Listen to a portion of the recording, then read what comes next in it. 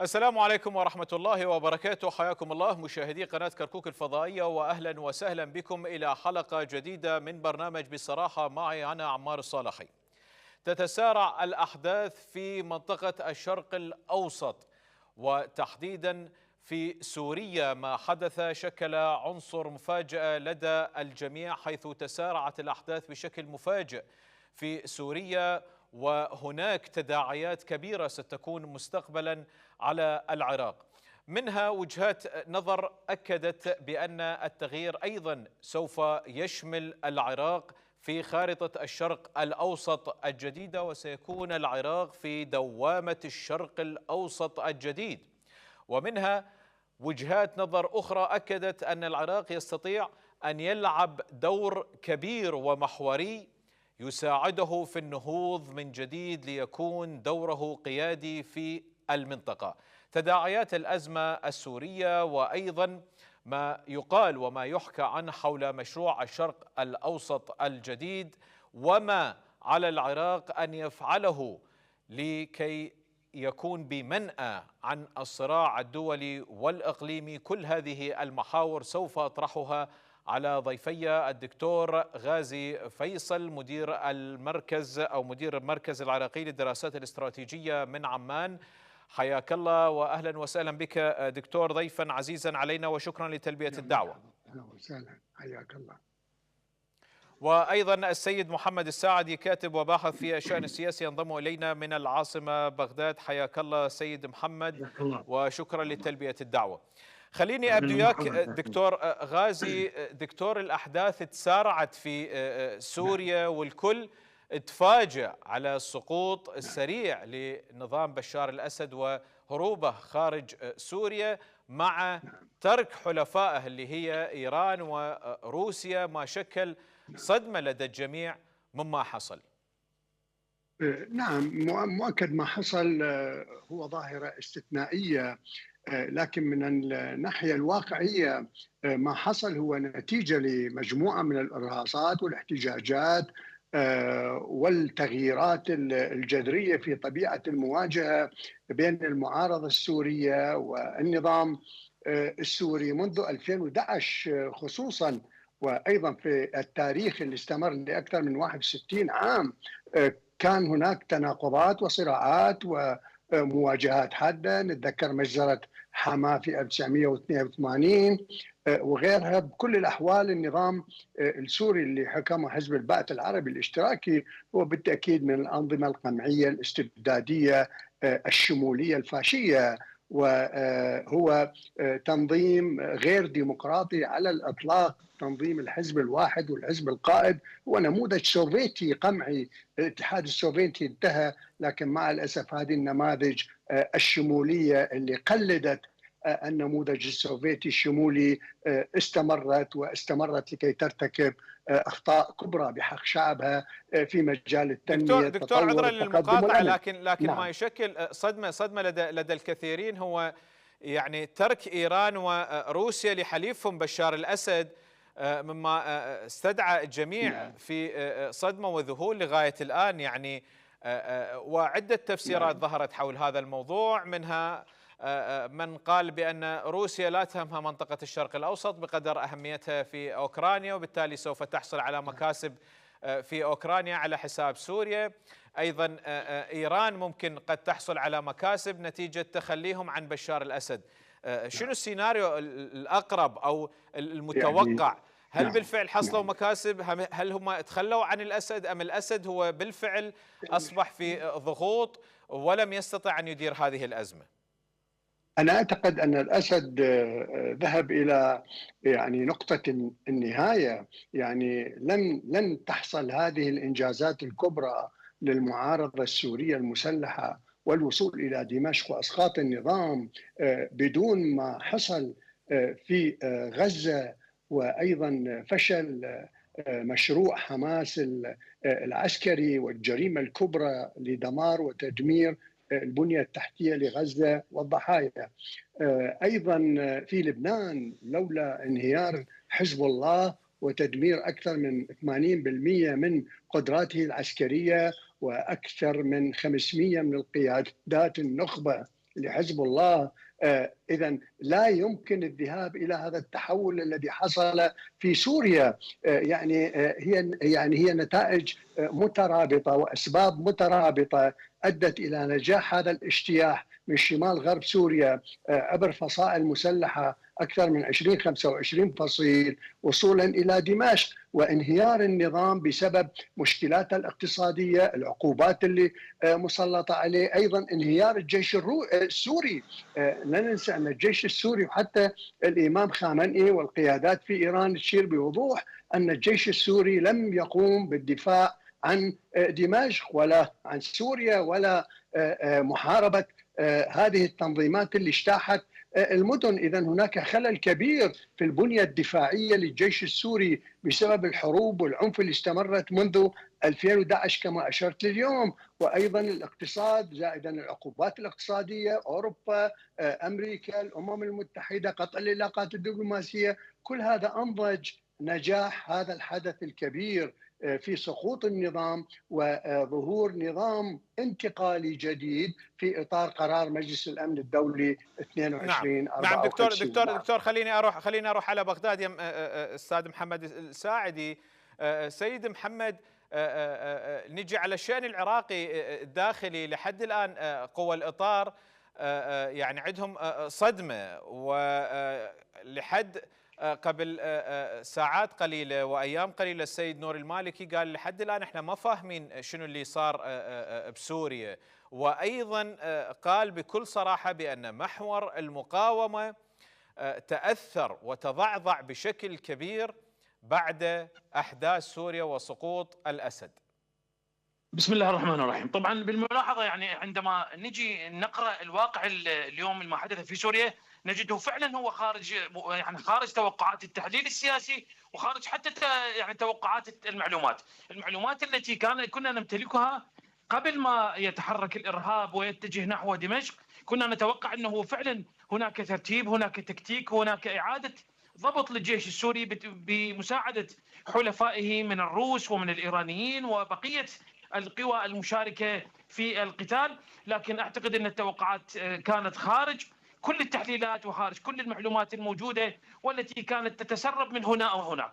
ما جرى فعلا فيه نقطتان. النقطة الأولى هو الآمال التي عقدها الأسد على الحكام العرب ودخوله في حلف معهم، وكان يتأمل أنه فعلا أن يكونون يحمون من أي محاولة للضرب من قبل الكيان الإسرائيلي، وهذه الآمال حقيقة ذهبت أدراج الرياح، وهذا ما شفناه. يعني عندما سقطت المدن تلو المدن وطلب المعونة قالوا ماذا نفعل لك. هذا هو يعني حقيقة السبب الأول. السبب الآخر هو تراجع الجيش السوري وعدم قدرته على القتال، أعلنت بعض القيادات العسكرية. عذرا للمقاطعة، لكن هنا مداخلة. هو ما خذلوا بس الحكام العرب، هو حلفاء الرئيسيين روسيا وإيران ليش تخلوا عنه؟ لا، ما تخلوا من عنده. الروس والإيرانيين، طبعا الروس احنا نعلم دولة عظمى وهي موجودة في قواعد الأسد وكان لها دور كبير في حماية أركان نظامه، ونتذكر جيدا بال 2011 وما بعدها في كيف استطاعت هذه القوى من حماية النظام السوري وحماية سوريا من السقوط.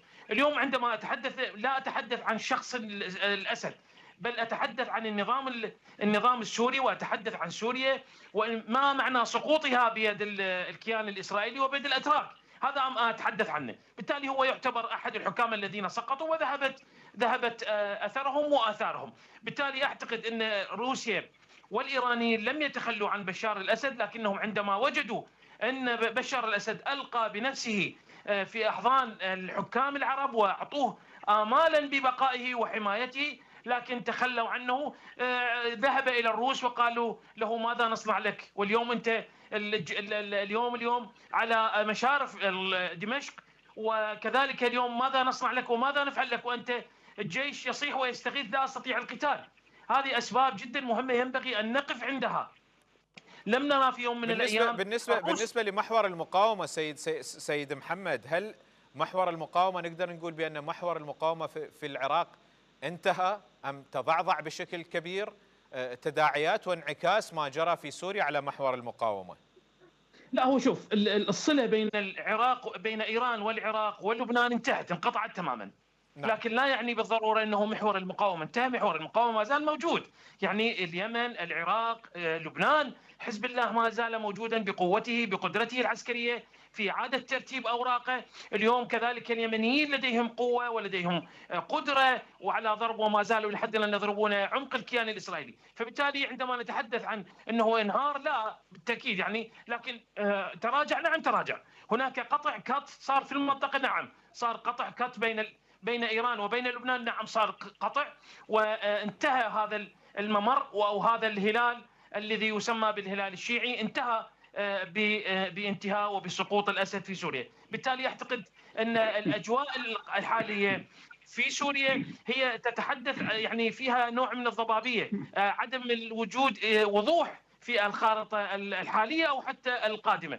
ما فعلا اريد اقوله انه المحور المقاومه لم يتخلى عن سوريا، وكان فعلا واقفا وبقوه طيله هذه السنوات من 2011، واحنا نتذكر انه كيف استطاع انه الروس والايرانيين وحلفائهم من حمايه الاراضي السوريه من السقوط عده مرات ومن الانهيار عده مرات، واستمرت هذا الدعم بحمايه امن. نعم، سوف أعود لك سيد محمد، لكن خليني أرجع إلى عمان مع الدكتور غازي فيصل. دكتور، خلينا نحكي على تداعيات ما يحصل في سوريا وانعكاسه على العراق. اليوم اكو عدة سيناريوهات مطروحة جنابك، شنو اللي ممكن تشعر به الأقرب إلى أن يحدث؟ هل سوف تقسم سوريا بالتالي يمتد التقسيم ممكن إلى العراق؟ هل أيضا ما حصل في سوريا ممكن أن يمتد على السياسيين في العراق، تغيير النظام السياسي في العراق، أو على أقل تقدير تعديل النظام السياسي في العراق من قبل الدول الكبرى أو الولايات المتحدة الأمريكية تحديدا كدولة عظمى؟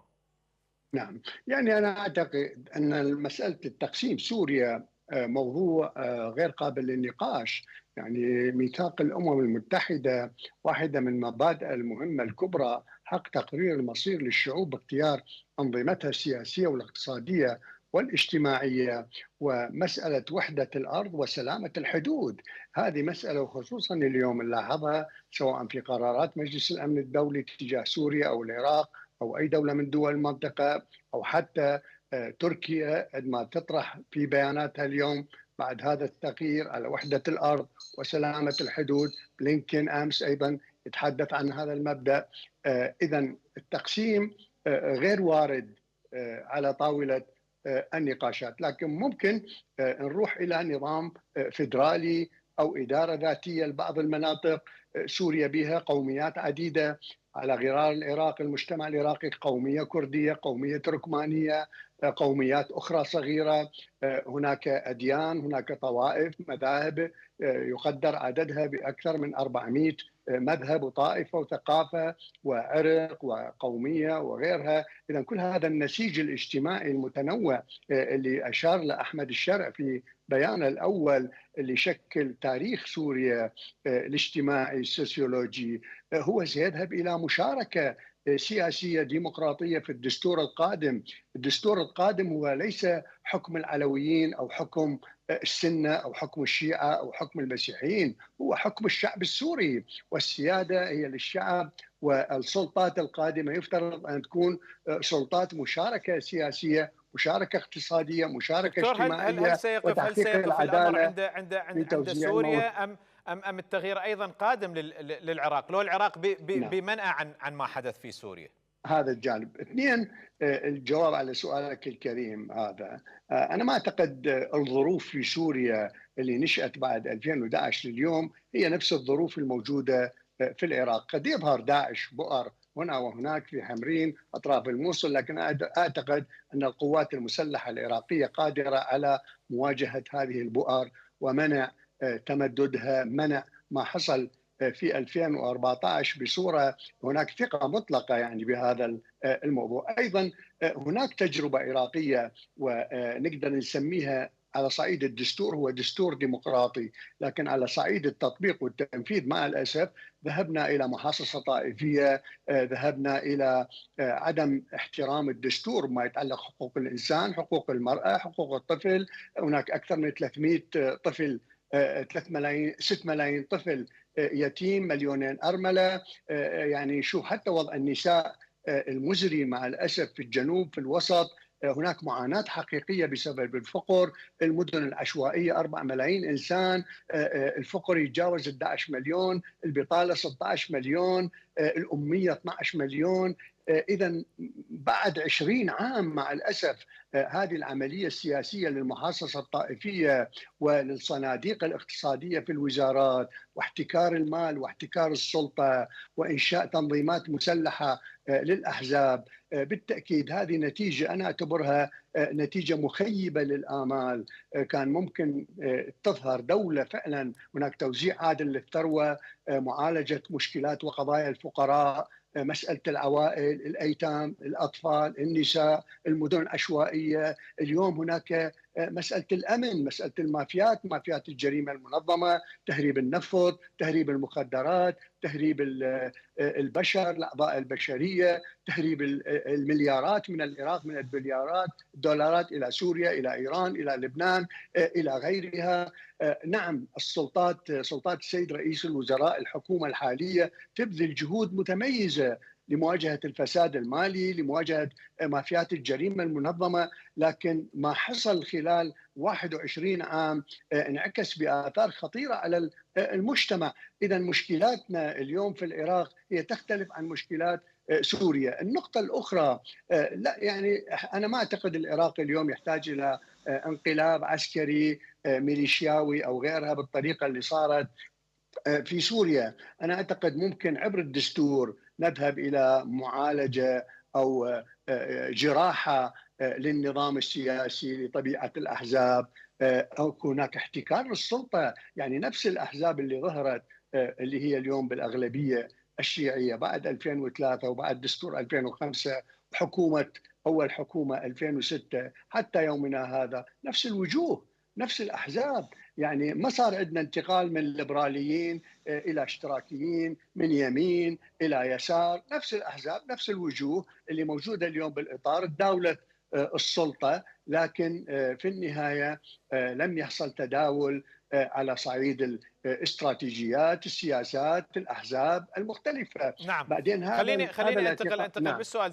دكتور عذرا، وبعدين اريد ارجع لك حول يعني التناقض الامريكي، يعني اللي الكل تستفسر حول ان الجولاني 10 مليون دولار لمن يدلي به كارهابي، اليوم هو يستلم السلطه بسوريا. لكن خليني اسال استاذ محمد الساعدي. استاذ محمد، احنا اليوم بعد تجربه 21 سنه هي تجربه مخيبه للآمال مثل ما ذكر الدكتور غازي فيصل، فبالتالي قد يكون السياسيين العراقيين والتجربه الديمقراطيه العراقيه في خطر بعد هاي السنوات الكثيره المخيبه للآمال اللي ما كانت ضمن تطلعات الشعب العراقي او حتى ما جلبت صدى كبير لدى المجتمع الدولي او تحديدا الولايات المتحده الامريكيه. لا يعني أساني يعني حقيقة عندما أنظر إلى الجانب المتفائل في القصة اليوم، عندما أنظر إلى العراق ليس كعام 2011-2014.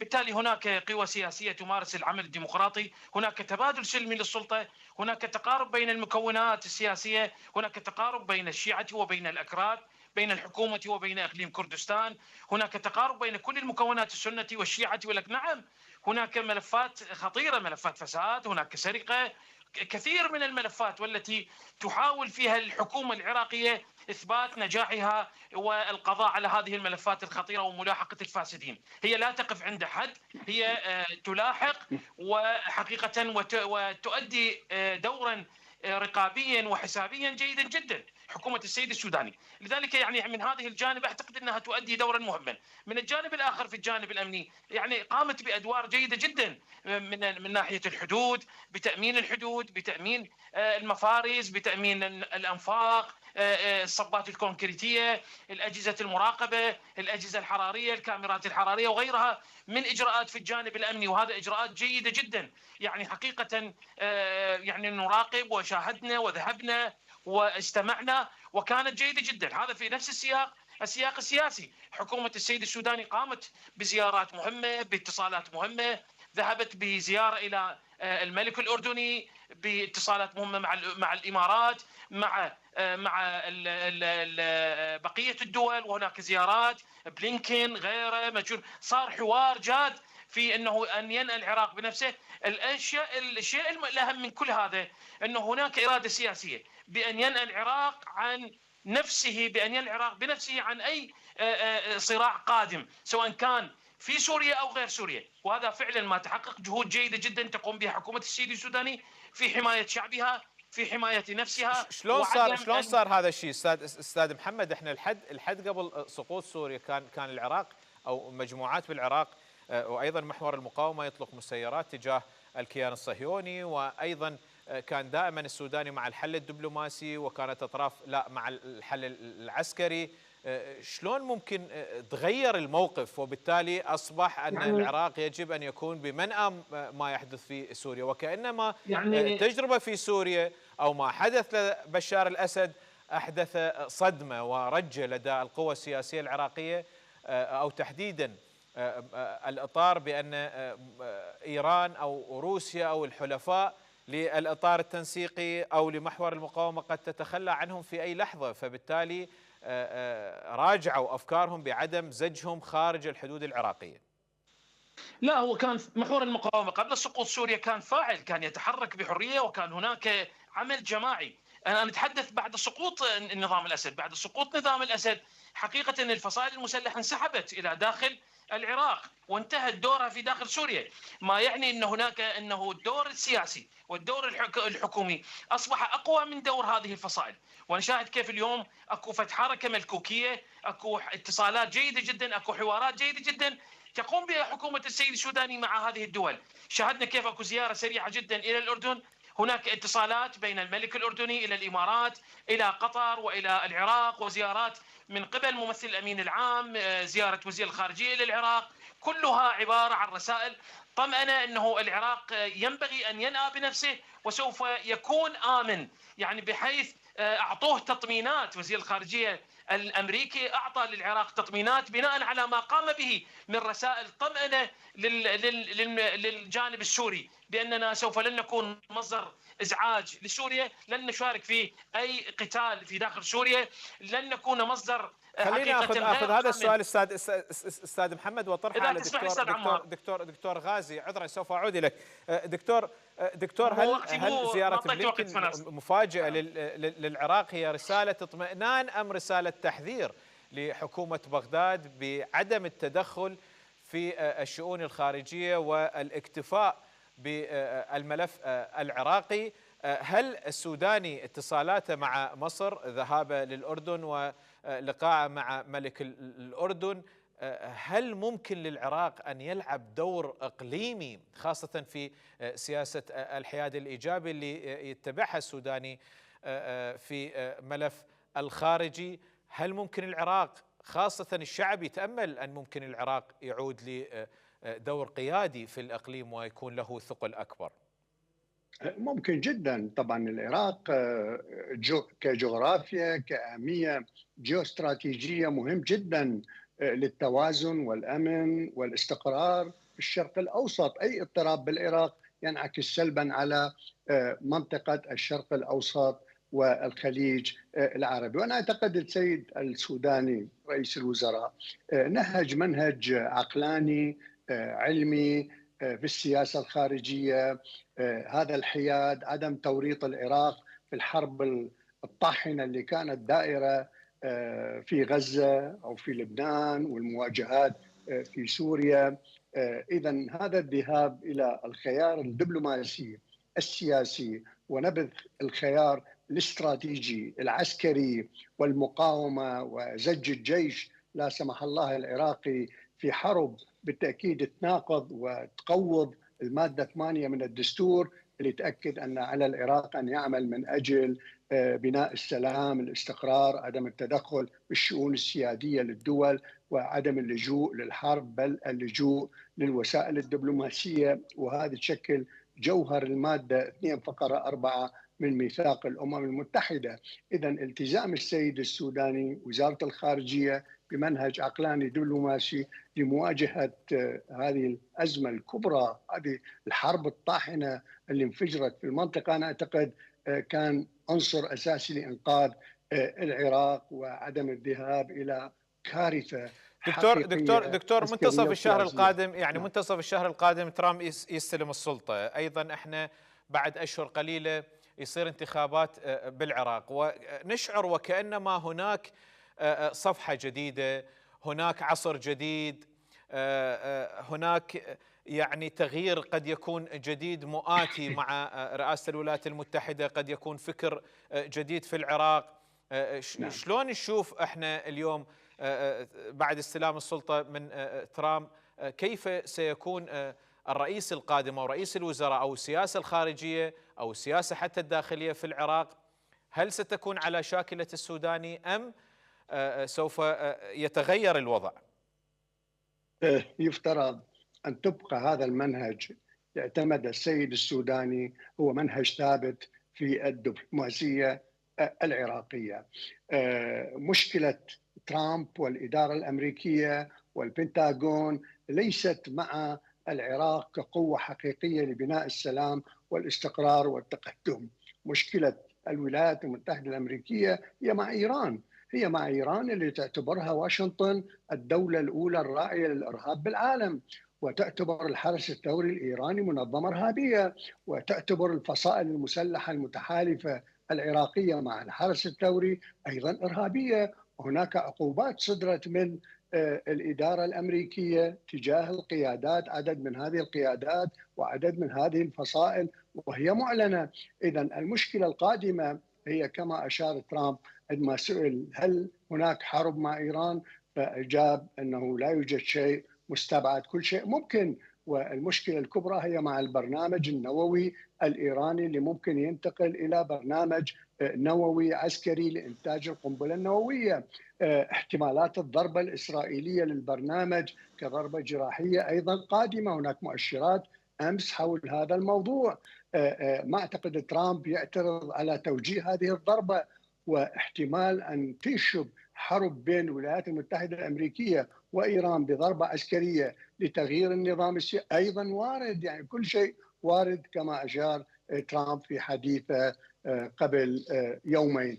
إذن المشكلة أن الفصائل المسلحة 74 فصيل، منها ما هو ملتزم بالقائد العام للقوات المسلحة، وأعتقد هنا ليس للعراق أي مشكلة، لكن هناك أكثر من 34 فصيل قريبة أو تقلد الإمام خامنئي دينيا مذهبيا، وترتبط بالحرس الثوري بعلاقات تحالف استراتيجي على صعيد التسليح، الدعم اللوجستي، التدريب، الدعم المالي. وجرف الصخر هي واحدة من المواقع الاستراتيجية لهذه الفصائل وللحرس الثوري الإيراني كما أشير التقارير المختلفة. إذن نعم. على العراق أن ينأى بنفسه عن نموذج الفصائل، نموذج الدولة العميقة، نموذج الجيش الموازي اللي هو نموذج إيراني عندما أسس الإمام خميني الحرس الثوري الإيراني كجيش موازي شعبي للجيش الإيراني. أنا أعتقد في العراق لا نحتاج إلى مثل هذا النموذج، وأن الجيش العراقي اليوم والقوات المسلحة العراقية هي تعبر أو تعكس طبيعة التكوين الاجتماعي بالعراق، وبإمكانها ندافع عن الأمن الوطني العراقي. دكتور خليني أنتقل بالسؤال إلى بغداد. إلى أستاذ محمد الساعدي. أستاذ محمد، مثل ما أشار الدكتور غازي بأن فعلا أكو فصائل قد لا تخضع إلى الإرادة السياسية العراقية كونها مرتبطة عقائديا بإيران وأيضا مرتبطة عسكريا بإيران. شلون اليوم ممكن احنا نكبح جماح هذه الفصائل حتى لا تفشل الخطط رئيس الوزراء سواء كان السوداني أو حتى رئيس الوزراء قد يكون القادم وتكون تحت عباءة الحكومة العراقية، بالتالي حتى يكون للعراق موقف داخلي وخارجي موحد يمثل إرادة العراق؟ طبعا هو أنا قلت قبل قليل يعني بعد أحداث سوريا تغير الوضع كما هو عليه في المنطقة، لذلك بعد انسحاب هذه الفصائل ودخولها إلى العراق، يعني أنا بتصوري هذا بتحليلي الشخصي أعتقد أن هذه الفصائل قرأت الواقع بصورة جيدة واعتقد انها يعني نأت بنفسها وسوف تنأى بنفسها مستقبلا، خصوصا مع الضغوط التي تمارسها الحكومه على هذه الفصائل. طبعا بالمناسبه هي فصيلان فقط اللي هم يعني النجباء وحزب الله، فبالتالي اعتقد فقط هؤلاء الاثنان هم اللي هم عقائديا ولازمين الحدود باتجاه سوريا، والا البقيه التزموا باوامر القياده العليا، القائد العام للقوات المسلحه، وباوامر القوى السياسيه، ونأوا بنفسهم ودخلوا الى الوضع السياسي او استاذ محمد، اكو تخوف. تعرف عند الشارع العراقي ايضا هناك كثير من المراقبين للشأن السياسي العراقي يعني يقولون بانه الفصائل او المعارضه السوريه كثير ما كان عندها ارتباط بتنظيمات متشدده او داعش او غيرها، واليوم هي على سده الحكم في سوريا، بالتالي قد يكون هناك حرب اهليه، قد يكون هناك تهجير قسري، قد يكون هناك ارتباط بخلايا نائمه داخل العراق. ممكن هيك يصير سيناريو مشهد دراماتيكي ممكن يصير ويمتد هذا الصراع او النزاع او النزوح الى العراق، او حتى الوضع الامني يتخلخل بالعراق؟ استاذ عمار، بس اذا تسمح لي وتعطيني الوقت حتى فضل. يعني اوضح لك الفكره. اولا بالنسبه للوضع في سوريا، العراق يراقب الوضع في سوريا ويعتقد انه هذا الوضع يعتمد على ما موجود من قياده سوريه، يعني العلاقه بين العراق وسوريا المستقبليه هو ما يعتمد على الموجود في داخل سوريا. بالتالي اعتقد ان العراق يبقى يراقب، يبقى ينظر الى الواقع السوري بترقب، ومواقفه الامنيه واجراءاته الامنيه هي الداخليه. احنا حقيقه التخوف منين؟ التخوف هو ليس من داخل ما يجري في سوريا، هو لا، الداخل العراقي، ربما بعض الحواضن، ربما بعض التحركات لبعض العصابات، خصوصا انه عندنا معلومات ان هناك بعض الالويه التي تمدها تركيا بالمال والسلاح، وهي موجوده اليوم في شمال الموصل وعلى حدود اقليم كردستان. هذه ممكن شويه تتحرك بمنأى عن الحكومه العراقيه. نعم هي دخلت من ضمن الجيش العراقي، لكن احنا التخوف من هذه الالويه التي هي غير مرتبطه بالجيش العراقي ومرتبطه بالاتراك، هذا شيء جدا مهم. الشيء الاخر هو هناك وجود بعض التحركات لبعض العصابات الداعشيه، وهذا هو ما تبقى من العصابات الداعشيه الموجوده في العراق. لا اعتقد ان هذا سوف يشكل خطرا كبيرا على الامن العراقي. الامن العراقي ممسوك وبقوه من الجيش العراقي، من من الحشد الشعبي. اليوم القوى السياسيه متماسكه، الحكومه قويه، اليوم اكو حوار داخلي، يعني ربما دعوا الى تصالح ومصالحه. انا لا اعلم مع من نتصالح وشنو هي المصالحه وما هي شروط المصالحه ومع من يتصالح العراق. اليوم العراق الجديد تغير تماما، هناك حاله من الانفتاح على الجميع. شاهدنا كيف ان هناك شخصيات معارضه عادت واشتركت في الحكم، والكثير من الشخصيات التي كانت تسب وتشتم في الحكومه اليوم نراها في سده الحكم كمستشارين او كوزراء او حتى مشاركين في القرار السياسي والسيادي في العراق. بالتالي اعتقد ان الواقع الداخلي جيد جدا امن، وكذلك الوضع الداخلي يعتمد على ما يبرز من نتاجات وحراك سوري داخلي. في الواقع السوري اعتقد ان الواقع السوري مهيئ للصراع الطائفي، وبانت بوادره من خلال بعض ملاحقه الناس على الهويه وملاحقه بعض المعارضين من بقايا النظام السياسي السابق نظام الاسد. بالتالي اعتقد ان الامور ربما تتجه نحو صراع طائفيا مع وجود الاكراد في الشمال ووجود العلويين في اللاذقيه، وكذلك دخول اللاعب الاسرائيلي في العمق السوري، ووجود هيئه تحرير الشام التي تحوي اكثر من 26 يعني جانب ارهابي وكتله ارهابيه. بالتالي اعتقد مثل هذه الافكار المتطرفه ربما بعض التصرفات الشخصيه او الاجتهادات الشخصيه لبعض هذه الفصائل ربما تشكل لنا مشكله في العمق السوري وتؤدي الى حاله من الصراع الداخلي، تؤدي الى تاجيج الصراع الطائفي والى ما يعني حقيقه لا نتمناه للشعب السوري، لكن هذا هو الواقع. مؤهل للصراع. نعم اكثر من تاهيل استاذ محمد، خلينا ننتقل بالسؤال للدكتور غازي. دكتور غازي، اللي استشفيته من جنابك من حديثك ورؤيتك بانه الحاله السوريه شيء والعراق شيء اخر، وكانما تريد ان توصل افكار بان الفرصه مؤاتيه الى العراق اذا مثل ما نقول لعبها بذكاء، أو كانوا السياسيين العراقيين على قدر المسؤولية ولملموا شتاتهم من الداخل بالتنسيق مع الرؤساء أو مع المنطقة ليكون دور أكبر أو دور إقليمي على أقل تقدير للعراق، خاصة مع ما يحدث في لبنان أو في فلسطين أو في سوريا؟ هذا صحيح، هذا صحيح. وأنا أحب أن أشير أن فشل النظام السوري أو أي نظام في المنطقة العربية أو في أفريقيا أو في آسيا هو عندما يعجز النظام عن تحقيق المطالب الشعبية.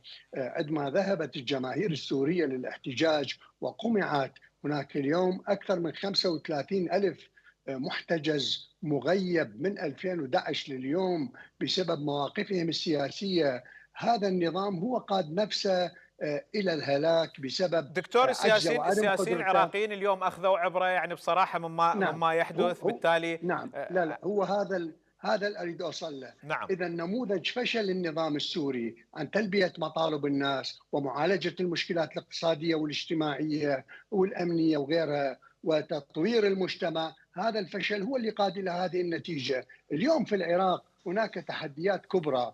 مع الأسف نتذكر عندما واجهت السلطات أيام عبد المهدي الناس المحتجة أيضا نفس المنطق، ذولا عملاء أمريكان، عملاء إسرائيل، عملاء السعودية، عملاء مدري منو، عملاء أمريكا، وقتلوهم.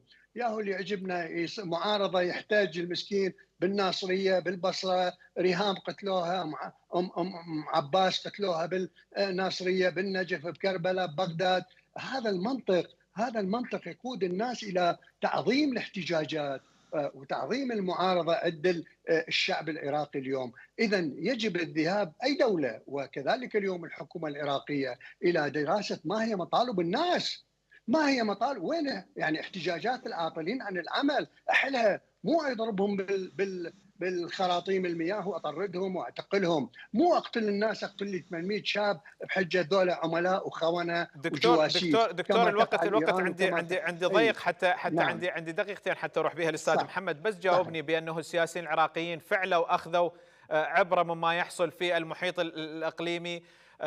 مشكلتنا مشكله كبيره مع الفساد، هل راح يستطيعون، وخاصه يعني الحمل كبير على الإطار التنسيقي بأنه يكون رئيس وزراء قادم يكون على مقدرة من قيادة العراق بصورة صحيحة، الفصائل اللي دائما ما تكون عندها ارتباط بالإطار التنسيقي أن تكتفي داخل الحدود العراقية؟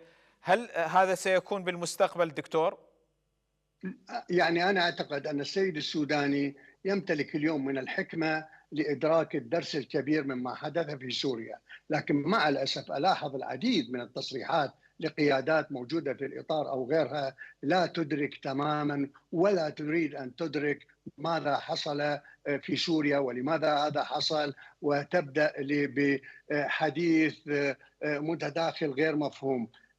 تعكس لنا أنه هذا الإنسان هو غير منصف ولم يدرك حقيقة التحولات والجرائم اللي ارتكبها النظام السوري ضد الشعب، واللي قاد إلى هذه النتيجة في الانتقال إلى سلطة انتقالية وبالتالي ظهور دستور جديد ونظام جديد وغيرها من التفاصيل.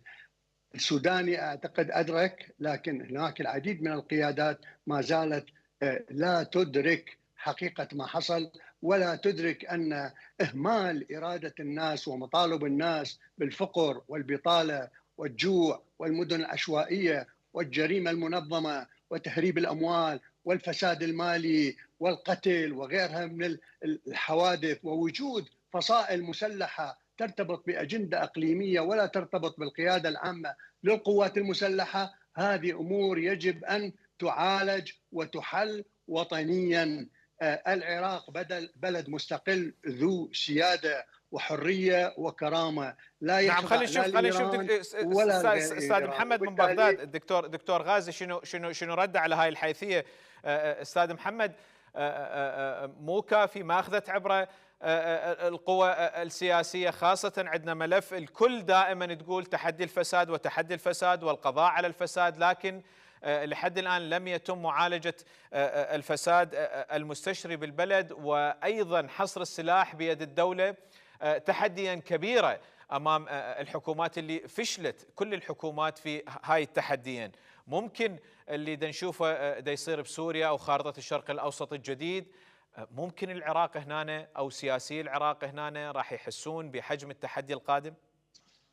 أنا بتصوري العراق سوف يصبح يعني حقيقة محور أمن للمنطقة، وسوف يصبح طاولة حوار لتقريب وجهات النظر بين الجميع، وسوف يكون هناك للعراق دورا مهما وكبيرا ومحوريا في المنطقة. ليش؟